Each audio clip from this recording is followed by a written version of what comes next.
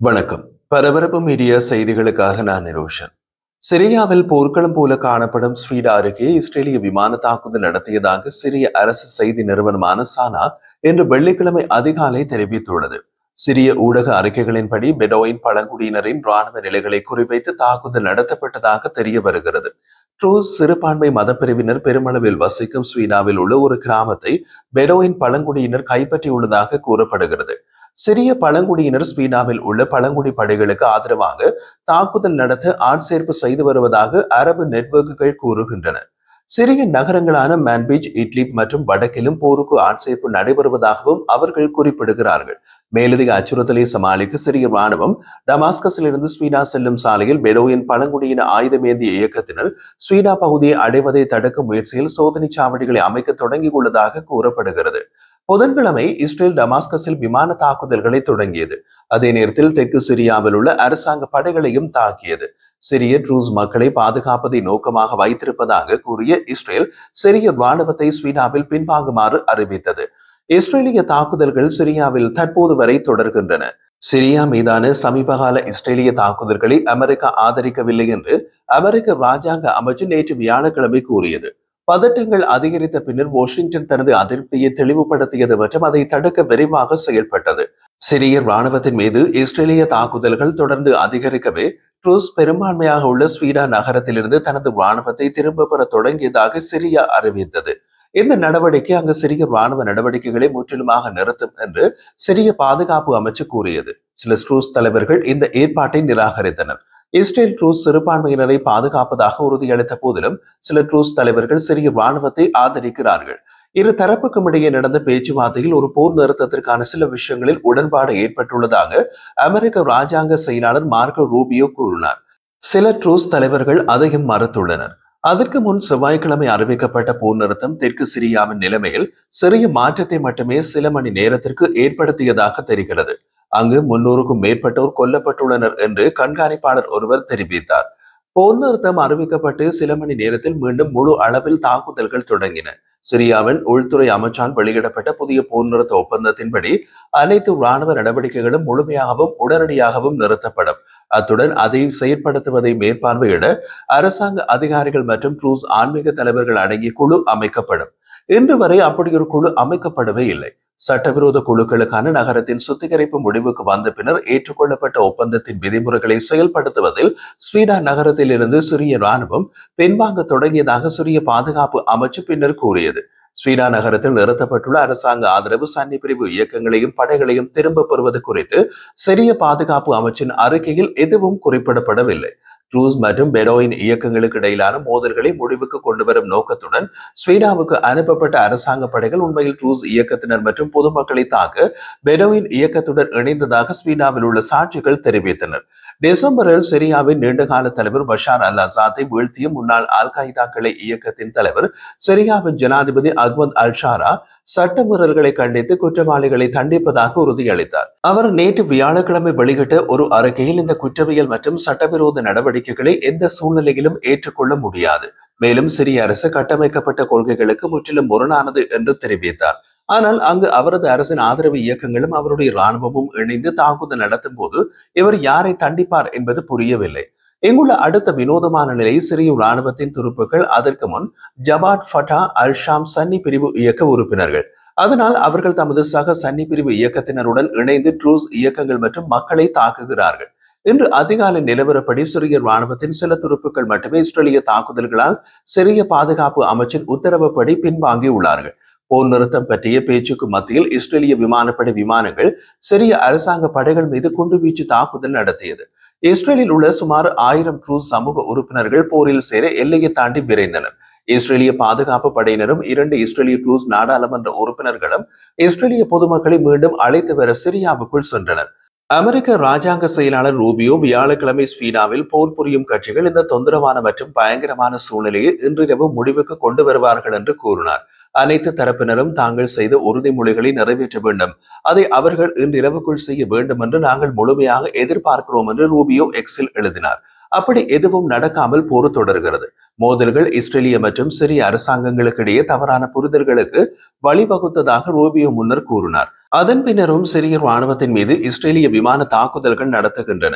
சிரிய அரச தொலைக்காட்சி வெளியிட்ட ஒரு காணொளியில் சிரியாவின் 3 முக்கிய ட்ரூஸ் ஆன்மீக தலைவர்களில் ஒருவரான ஷேக் யூசுப் யார்புவா போர் நிறுத்த ஒப்பந்தத்தின் 10 புள்ளிகளை படித்தார். இதில் ஸ்வீடா மாகாணத்தை சிரிய அரசில் முழுமையாக ஒருங்கிணைப்பதும் அடங்கும். சிரியாவின் 3 முக்கிய ட்ரூஸ் ஆன்மீக தலைவர்களில் மீதி இருவரும் அதை நிராகரித்தார்கள். இதுவரை ட்ரூஸ் பகுதிகள் சிறுபான்மை சமூகத்தை சேர்ந்த இயக்கங்களால் கட்டுப்படுத்தப்பட்டு வந்தன. ஆசாத்தின் வெளியேற்றத்திற்கு பின்னர் சில ட்ரூஸ் இயக்கங்கள் சிரியாவின் புதிய ராணுவத்துடன் தங்கள் இயக்கங்களை ஒன்றிணைக்க தயாராக இருப்பதாக கூறினார்கள். சமீப நாட்களில் சாட்சிகளும் ஒரு கண்காணிப்பாளரும் அரசாங்க படைகள் மற்றும் அவர்களது ஆதரவு இயக்கங்கள் ஸ்வீடா நகரத்தில் மரண தண்டனைகள் மற்றும் கொள்ளைகள் உட்பட துஷ்பிரயோகங்களை புரிந்ததாக கூறுகிறார்கள்.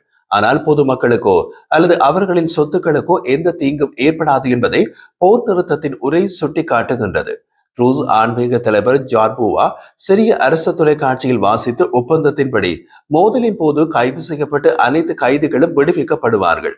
இருப்பினும் சிரியாவில் உள்ள அதிகாரப்பூர்வ ட்ரூஸ் இணையதளத்தில் சிறிது நேரத்திலேயே வெளியிடப்பட்ட ஒரு அறிக்கை தீவிரவாத கும்பல்களிடமிருந்து நமது நிலம் விடுவிக்கப்படும் வரை ட்ரூஸ்களை தொடர்ந்து போராடுமாறு அழைப்பு விடுத்தது.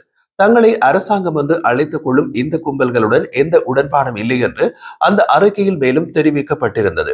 சிரியாவின் புதிய ஆட்சிக்கு எதிராக கடுமையான நிலைப்பாட்டை எடுத்த மற்றொரு செல்வாக்கு மிக்க ட்ரூஸ் தலைவர் ஷேக் ஹிமத் அல் ஹிஜ்ரியாலும் இந்த ஒப்பந்தம் நிராகரிக்கப்பட்டது. தங்களை அரசாங்கம் என்று அழைத்துக் கொள்ளும் இந்த ஆயுத குழுக்களுடன் ஒரு உடன்பாடோ பேச்சுவார்த்தையோ இருக்க முடியாது என்று அவரும் ஒரு அறிக்கையில் தெரிவித்தார்.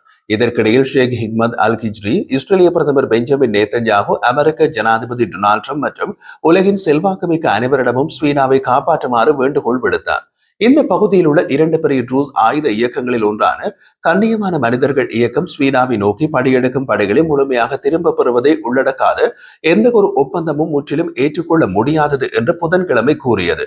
பேஸ்புக்கில் ஒரு அறிக்கையில் படையெடுப்பாளர்கள் தாங்கள் இழிவுபடுத்திய அனைத்து கிராமங்கள் மற்றும் நகரங்களில் இருந்தும் பின்வாங்காவிட்டால் தொடர்ந்து போராடுவோம் என்று கண்ணியமான மனிதர்கள் இயக்கம் கூறியது.